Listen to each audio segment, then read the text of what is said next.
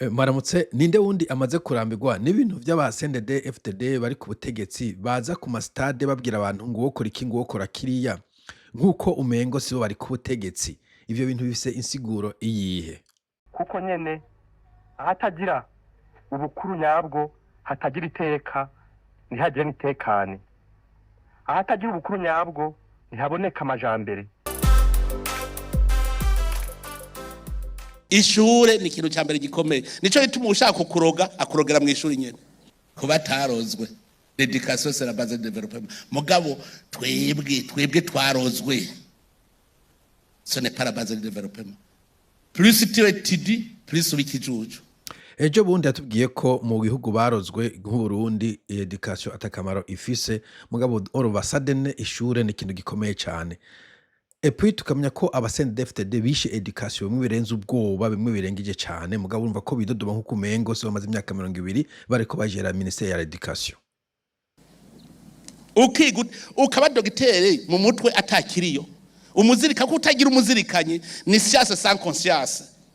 Puis barafise ibintu bitanga imizirikanye bidafise definition. Umuzirikanye ni iki? Umuzirikanye encore une fois ni ikintu abategetsi bagomba kwenkirika mu banyagihugu. We niba mugenda muri ba munyuruza abantu, mukubita abantu, mwica abantu, muvuga amahopa, abanyagihugu bo umuzirikanye bawuvana hehe? Umwera ubukuru ugashika no mu bandi bo hasi.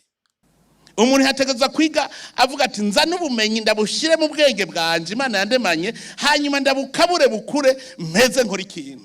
Ivyo bintu sinzi ico bisigura, abumva ikirundi cishi mu bimbwira. Muguzurabe avuga ati je nkeneye urupapuro laisser passer izotuma baca bampakazi. Bon, aho ni mu bihugu bafise hari mu buzima ubone nta nakazi kari, ahubwo araheze akaranga urupapuro gaca kwicara muhira canke akaja Dubai gukora yakazi. Twotera imbere gute? Ntibishoboka. Busole iroresha kuri yabora kazoza icicika. None yo busore ninde agomba kuyikora, ninde agomba kuyayirongoye, ninde ari imbere y'abandi, ninde commandant supreme. Icitse c'est fini. Onose. Imbono kazoza ni y'Imana. Okay, none nimba ari vy'Imana wumva ikibazo kiri hehe ko wumva bizokora Imana kubera iki wirigura rusha abantu ntiworeka Imana ikabikora. Aba badede ibintu bavuga Imana ijemo muri iyi muri situation Imana yinjiyemo koma. Embaho niba ari vy'Imana muje masenga yo mugwa musenga mawe kukurusha abantu ngo kora bikora biriya hanyuma muzobona Imana bikora kuma yahama n'abamusa bari mu bugaragwa. Imana yaramaze kuturotonda ko igihugu kizoba igihugu c'amata n'ubuki. So urumva nta kamaro ko kwirwa muri ruhisha, Imana amaze kubibereka. Hari umuntu yombwira igitabo c'Imana cerekana aho Uburundi buri featured ko kizoba igihugu c'amata n'ubuki mu abantu. Ibi bintu vy'abarundi bavuga ngo Imana yaberetse biriya yabivuze ryari, yavyeretse nde exactement ku munsi wa kangahe, yamuhaye image yihe, ashaka kuducapira cyangwa agira description y'ico kintu Imana yamweretse. Mugabo kironderwa nabande, Imana yaramaze gutanga solution. Nindashira mu ngiro twebwe. Bo abampa insiguro y'ico kintu gisigura ngo Imana yatanze solution natufise yo kimbwira yo Imana. Okay. Enda mura. Turabe. None problem isi gikogwa. What? Nta ukeneye kuvyiga. Aja kwiga muze murabuba abana beshi biga management.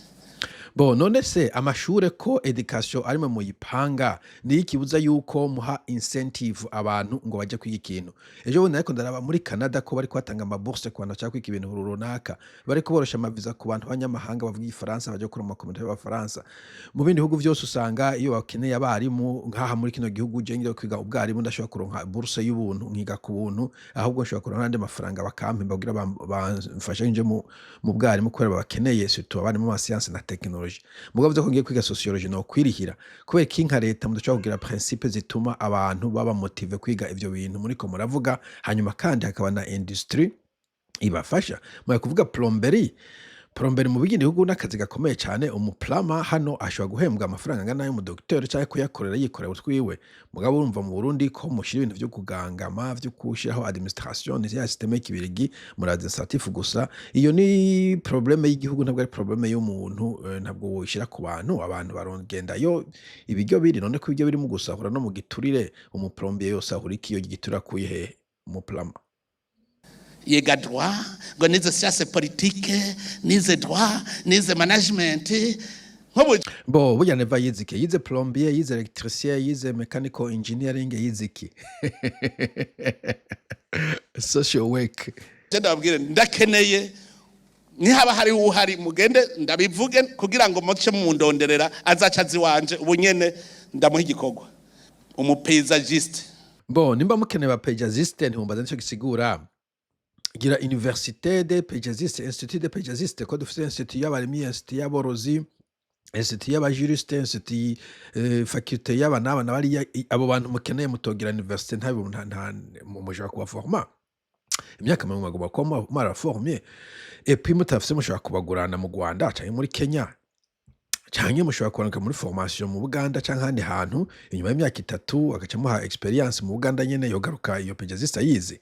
So sinuva ukuntu ukenera umuntu uri nyoko wa president de la République ukaba udashoboye kumutreninga ku université mu Burundi canke ku université hanze canke ukamugurana ahandi kubaciye amaso bagatreninga abo bakeneye. I don't understand. Bahe training ngaho mu Burundi canke mu Burundi hanze. Nimwa muntorera muce munzanira. Niwe aguha ishusho yo guhindura isura Bo uwogira ngo yajanye na leta wa mugabo leta yagiye atwaye n'abapaysagiste bose bo mu Burundi what can we do mukazobona leta no paysagiste muzoze mubatuzanira never azobakize. Nk'ubu wewe uri utwara igisatiki ubuze uti ngaha nzogira ka bice bigenda uko. Bo none abo bantu batwara ibisata batwara nabi ninde yabashizeho nyakubahwa perezida ko wowe ufise decret unomita ninga buri muntu uri mu ba president kwisi bari privilege yuko ushobora kunominatinga abantu bose mu bihugu vyinshi perezida usanga abantu batamufashije neza tough luck abafise ntuzeye wigora umuntu hoyi cyane opportunity cyane yo guhindura abari ku butegetsi canke abari mu nzego zitandukanye citu nk'aba bureaucrate. Bo anyway iki kino cyade cyo kwama kidodo ngo nk'ubu ngo wokora iki ngo nk'ubu urabona ngo wogoroki est-ce que ibindi bihugu nta gihugu nacyo cyateye imbere hari abantu baba théoriciens baguma bidodoba ku ma stade. Nagiye kuri chat GPT ngaha ndabaza nti how did Singapore develop? Singapore yateye imbere gute? Ni igihugu tuzi dukunze kuvuga ko ariko kumbura ufata n'ikindi gihugu. Raba ivyo bavuga vyatumye Singapore itera imbere nyakubahwa president wa Republika y'u Burundi. Ikintu ca mbere bavuze kiri mu Congereza kumbure niho nkunze gukoresha mu cyambe bivuga ngo strong competent government. Leta ikomeye kandi ishoboye. Eta novuga iri fort et compétent. Un gouvernement fort et compétent. Voilà. Nico kiza kwisonga. Kuko vyose hatari leta ikome kandi ishoboye ibindi byose ntibishoboka. Alors niho bavuga ya leadership y'umuntu bitari kwa yo niwe muntu kunze kuvuga cyane bavuze ntuzeye iki gihugu ca Singapore urabona ko yashyizeho gouvernement ikomeye yishiraho un méritocratie radadane patronage. Donc méritocratie no kuvuga umuntu akaja mu kibanza ashoboye paviva ngo numudede numukobwa wa naka numugore wa naka ni muvyaro wa naka rekada none ivyo badede murabikora mwe ko musaba abantu ibintu mutari ko murakora ibintu mwe mukoze muri ko muvyagiriza abantu abo bantu vuga ko badashoboye batazi ibyo bariko barakora nimwe mubashiraho kandi mubashiraho mubibona. We have also helping in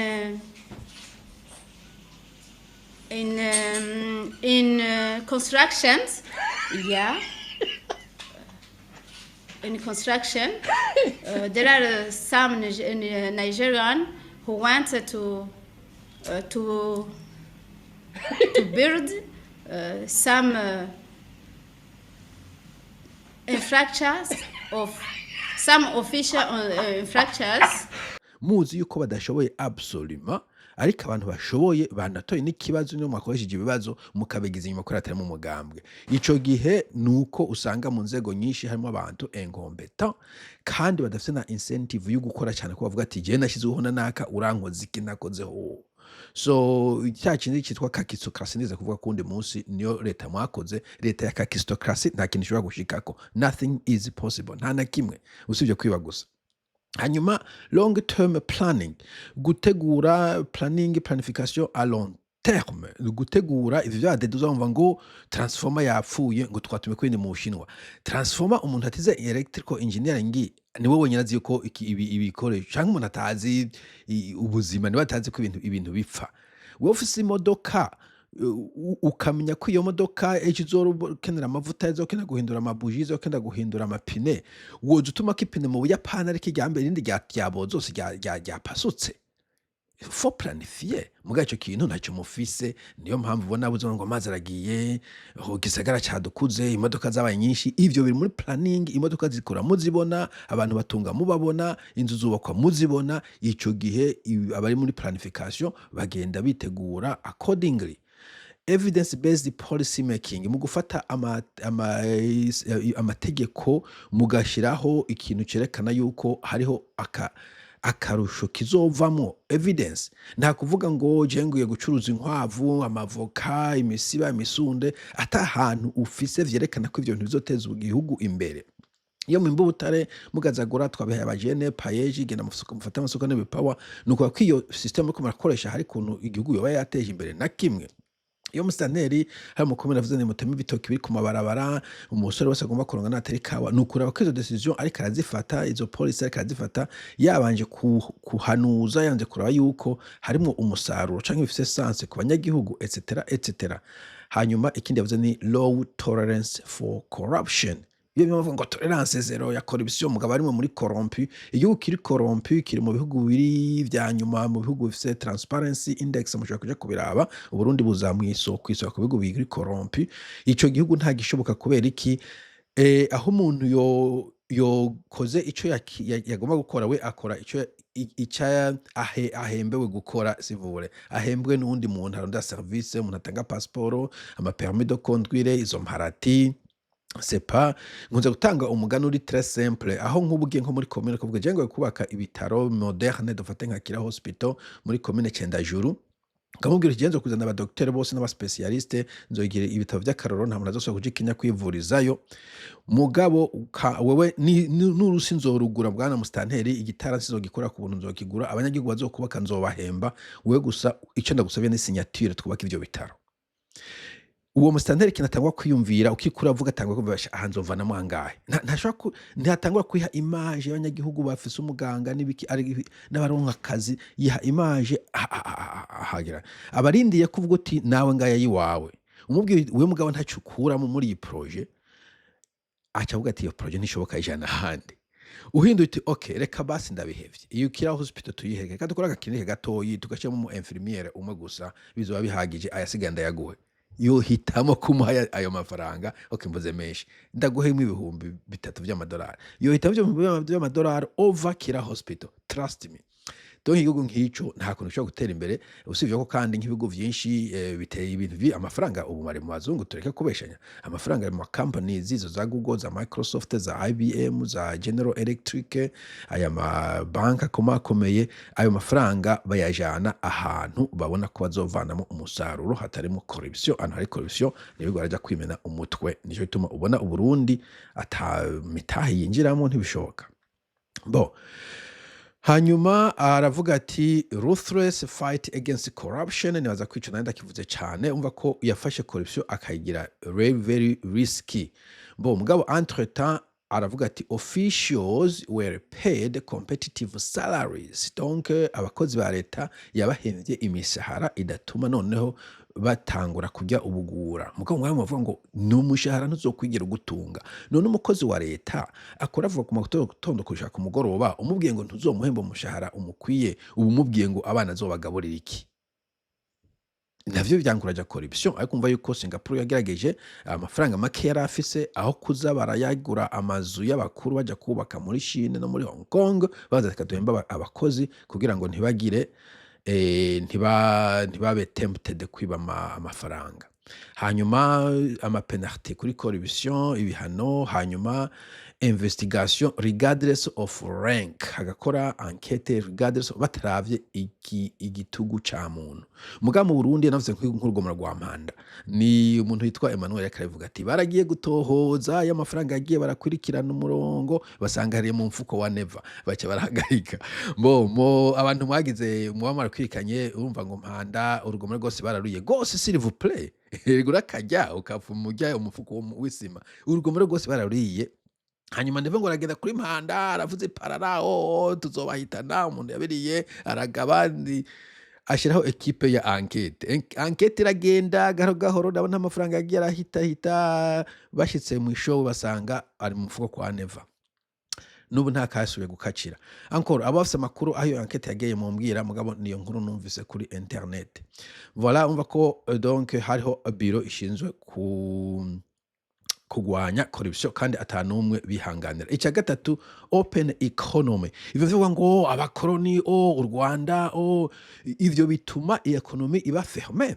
Hari abantu benshi bahora bashoye utuntu mu Rwanda batagishorayo. Bo urana muri Congo naho nyine ko intambara yabaye ndanse nibaza ko abantu bakora business bahagaritse. Mbo Tanzania n'igihugu kimeze nk'ikigoye naho nyine ntivyoroshe. Hanyuma ahundi nabaje mukamutera kagera mwe muri abakoroni ya madora nto dushaka ibintu nk'ivyo ni uco ubona vuga the companies like share ndakunda kuvuga share kubera iyo muvuze ngo mubavuze igitoro aya makampani za share za BP za Cartex ariyo business za Total ariyo business zikora neje uvuze uti nzaniye igitoro bo bakuzanira kikaba umurengera kupuva ko mubari amafaranga kuri marché bisanzwe kuko n'ubuntu ntibayinka ku buntu mugabo yo mu closing ngo utakorana dede ntiwishobora kwinjiza ikintu udatanze ibitoro ntiwijiza ikintu utari mu kaneva ntushobora gucuruza i petrole ico gihe muca mukoresha amafaranga mukuye he ko atanayo mufise hanyuma amakampani yo hanze gaca yiviraho ko nashaka competition ihengamye ico gihe uca usanga mwahomvye niho nayo ko companies nk'izi za Shell za petrole za HP zibakora ama computers n'ibindi za Texas Instrument nabo bakora ibintu vya semiconductors n'izindi nyinshi zagiye zigenda muri Singapore zishirayo manufacturing zishirayo imitahe yabo bituma bica bicreatinga ubujobs haba ubuzi usinzi muri za Singapore za Chine za Thailand Taiwan usanga abantu bafise ubukorikori bwinshi cyane haba muri technology haba muri management y'ama business nico tumubona n'abashinwa henshi na henshi usanga bariko bagaba ibindi bintu hanyuma massive investment in education cyakane bwana ne bari kuvuga ko education umva ko ni investment ni investissement ya ni gouvernement ishira umutahe muri education ntabwo ari abantu bajya muhira kwiga ntabwo ari mishavye bitafise definition no kuvuga mu ivana muri discours imizirikanye no ni education urinvesta muri education umuzirikanye abantu bakurikiza itegeko ufite umuzirikanye umaze ukuntu muga kubahiza itegeko ivyo biramuraba utashe muhira ukararara nzigo je wankoreye akazi kiwanje utandiye ugwara byo ntibiraba mais dans tous les cas umva ko education ni gouvernement ishiramo imitahe umva ko bavuga ko kandi bavuga ngo Singapore constantly aligned education with the economic needs nico kindi byo bivuga ngo ntaba plombier dufise nuko economy atabako plombier ikeneye canke ntuze gouvernement itazi kwalininga iyo education na economy numva reveyo de domba ngo bigiye France n'icyongereza align economy na education vyose mufise mu maboko mugabo ko vyalininga hakuja gutuka abantu biga ivyo mubahaye abantu biga ivyo babona bizobagaburira mu gihe ata economy ihari none bwangu umuntu ajya kwiga artificial intelligence mu Burundi atana electricity hari azoyikora gute atana computer hari atana internet hari so nta kuza murarenganya abanyagihugu bagira ivyo babona byo batunga leta nigomba kuzamura nivuze tuwe dukeneye kuzamura plomberie mugomba kuronda haba plombier bazokora hanyuma mukarondera akazi bazokora hanyuma ka education. So urumva rero ko bavu over time ko bavuye ahantu bari kuri basic literacy manufacturing skills engineering urumva ko bateye baduga hejuru bava kuri basic literacy kumenya gusoma no kwandika baragenda muri manufacturing muri mu maizine hanyuma baraduza bakaba engineer ubona ba computing biotechnology AI umva ko ari hejuru batera baduga mugabo mwebwe ntimuraronka na basic literacy mugeza ahantu murambana imbonera kure munyihangane kuza ko imbonera kure ntabwo bavuze imbonera kure yambaye umutamana mbaye n'iterme twatoragwe nga kuri internet anyway donc abantu atazi gusoma no kwandika encore sikoza ryabo nubwo kenshi na kenshi kunze kubakarira sikoza ryabo ko twese twagiye kwishuri twatuze cyo twiye gukora jenja mu wambe nafa kugenda nyine tugiye gukira umupira mu rubuye nta bantu nta kintu narinzi ko ndoye gukora nta muntu ngo ndoye kuzo umwarimu ikintu ajya kwishuri gusa mugabo umwarimu hashize akaca baseria kanyigisha navusanze mvuye mfise nzi gusoma no kwandika okay naje nta byinshi nzi gusoma no kwandika so donc bisaba ko abanyagihugu mubanza kubigisha literacy kumva ko mu Burundi mu mazi imyaka 20 harimo umunyagihugu atazi gusoma no kwandika c'est trop ridicule et surtout nk'abajene bakuze ubuvuga kumva basi muri education yiwanyu mugabo n'abakera magomba kubigisha gusoma no kwandika kera hariho adult literacy akwigisha l'éducation des adultes la formation des adultes magomba kuba marabigishije mugabo nk'abajene bo ubu baba ariko bagira kumbure ku rwego rwa engineering kumbure mugabo omwe manufacturing ivyo byo plombier byo kusudira abanyagihugu babizi mugabo byo bisaba yuko kandi mugura marché hanyuma bafise ivyo bazana ngaho bakabizana abana ba Burundi bakiga ibikorwa bajyana kujya gupagasa Dubai bagomba kuba ariko gupagasa mu Burundi in any case urumva voilà bon Singapore kuri education bivuga vyinshi ifise education iri very high n'abazungu baratangara Singapore education yaho kwanza na math Singapore math irigishwa mu bihugu bitari bike ugiye Singapore usanga mu makartier amwe dufate nk'ugiye ahantu hari Little Indian ugira ushikeho hari ahantu hari ikigo centre iri koma ya tutoring umenga ni université abanyeshuri baza kwiga après mw'ishure donc cours du soir. No wonder Singaporeans are good with math. Look at this. A huge business. It goes from there where I started all the way. So I can't run fast enough. Look at that. Abari mu Singapore moja kuharaba. Bo hanyuma gatanu public housing bon ya public housing kumbe ico leta naco yoshobora cyo twumuntu baracihoza mugabo navyo kandi ahe Bujumbura ko n'abantu bastrugglinga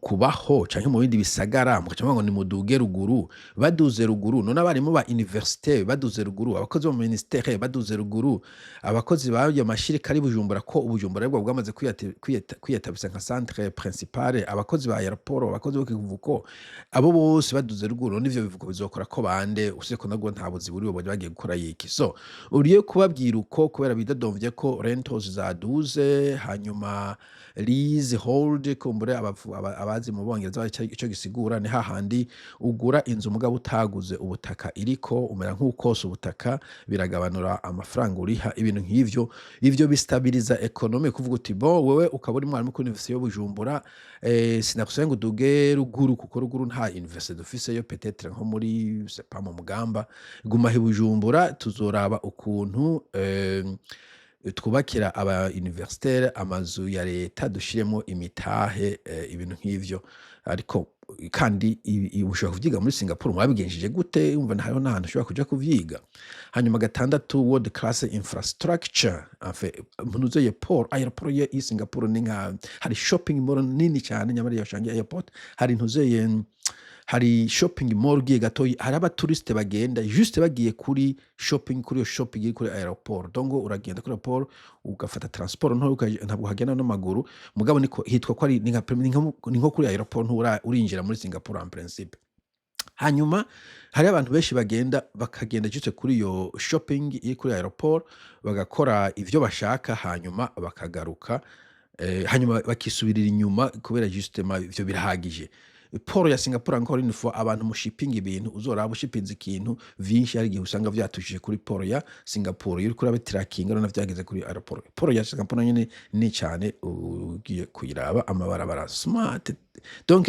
ndibubwira ibi bintu ni infrastructure leta ibishira ko abantu babishiraho poro aeroport amabarabara icyara rya Bujumbura mu ngende nabonye mbona nateye isoni telecommunication kukuntu umuntu ushobora kumutelefona hakamara ntushwe no kumuronka internet bon nubako mu ndi ha internet hari en principe water systems amazi mutafise n'amazi yo kugaburira abantu mu gisagara c'est très ridicule donc on ko the port of Singapore became one of the busiest ports in the world nako yabaye très populaire ku isi hanyuma Singapore Changi airport ni major international aviation hub donc indege nyinshi usanga zitusha kuri Changi airport isanzwe na shopping mall ni cyane ibintu vyinshi ariko icyumunani avuga ngo stable rule of law ko bafise amategeko navuga ko Burundi ari jengere muri jengere nta terambere shwa kuhaba jengere osanse hatako dufise ibikoko vyinshi muri Tanzania babiturusha no muri Kongo canke ibiti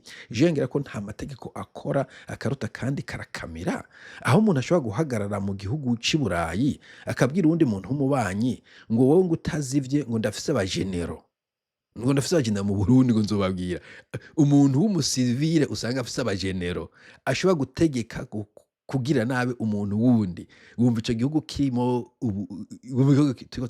tucubaka gute ndacari numviza abantu bari mu system akora ico bazovuga kuri discours kuvuga ngo genda afise abagenero ngo utazivye ngo nzobagushuhurirako hatariho amategeko abantu bahunga system ntikora izo corruption ibiki nibiki donc bako Singapore yashizemo reliable courts donc sentare zizegwa strong contract enforcement ikintu gikomeye cyane kontra mu bisanzwe abazungu bakora kuri kontra bakora kuri kontra usinye urasinye usinyuye it's gonna cost you bizogutwara amafaranga okay ugiye kugura inzu baraguha umwanya genda uyumve no ku kazi bakungiye kontra y'akazi barashira ko kanati tuguhaye iminsi 3 4 5 6 zeroroka urashobora kurondera umuloya umuavoka abikobuservinge kugira ngo uje kwisinyira ko wabaye umvise ko watahuye buri kintu so ico gihe abantu ashobora kuzana umutavuga ati je numvikana nataye Burundi ko nzokwimba burya batari bw'imusongati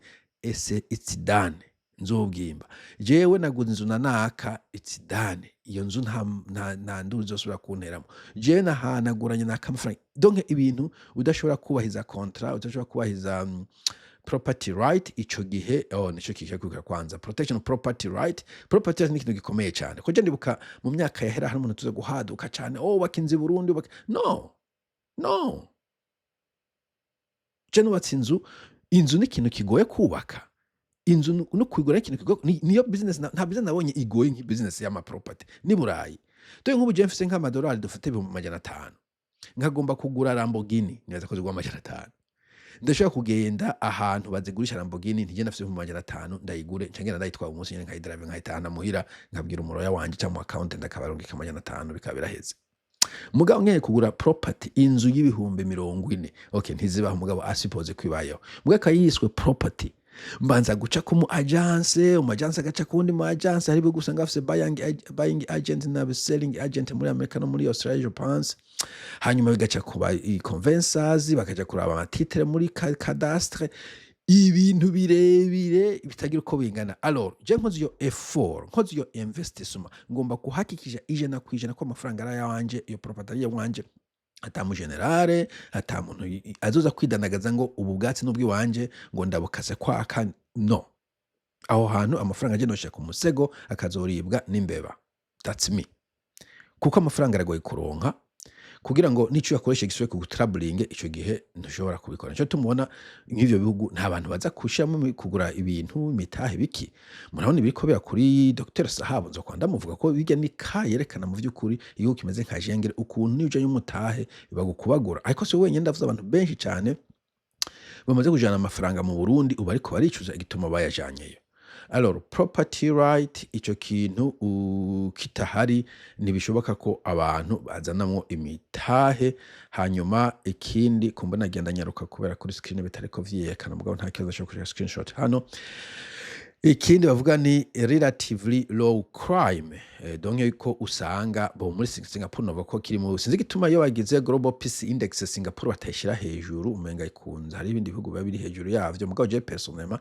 nabonye Singapore irata ibihugu bimwe bashira hejuru ya Singapore mu bintu vya safety nigo kiri safe nigo kiri security en fait kandi kiri clean anyway hanyuma umva ko ivyo bintu vyankoraje domestic and foreign investment urumva ko bifasha ko abantu bashira amafaranga haba bo mu gihugu haba nabo hanze unako numune abantu bishora amafaranga bakayajana kuyubakisha hanze nabo badede bariko barayubakisha hanze wanashaka ko bazi ko igihugu kitari stable kuko ubundi nta kuntu umuntu w'umutegetsi yoza kubaka ibintu mu bihugu vyo hanze nuko azi ko umunsi umwe nawe ashobora kuzovyakwa hanyuma c'icenda long term planning naza kujo twakivuze ko social cohesion rufyira kunze kukivuga ko cohesion sociale encore une fois ikina cerekana gishike ko kuko keshi na keshi ndakunze kubona abantu abahuta batutsi babagesera Singapore nayo irimo ubwoko butandukanye harimo abashinwa nibo benshi nibo badomina ko novuga harimo abamale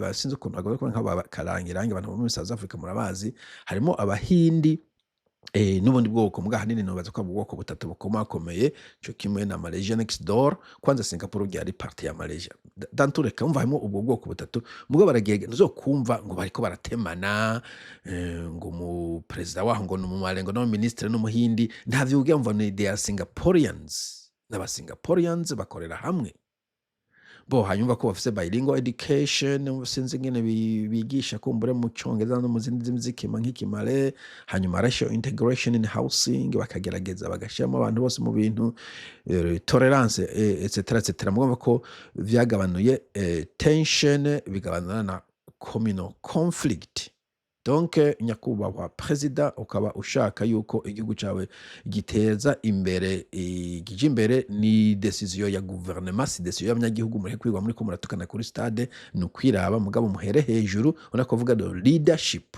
yanaka umugabo umwe gusa nta wundi mu ministre hari nta mu generale hari nta buramatara hari nta groupe y'imbonera kurezi hari nta eglise catholique irimo nta mashira hamwe ahari nta Faustin Ndikumana ni strong competent gouvernement iri strong kandi irongowe n'umuridere afise vision nivyo biteza imbere ibihugu nivyo bizoteza imbere Uburundi umunsi babironse anatanda turacagowe mugira umunsi mwiza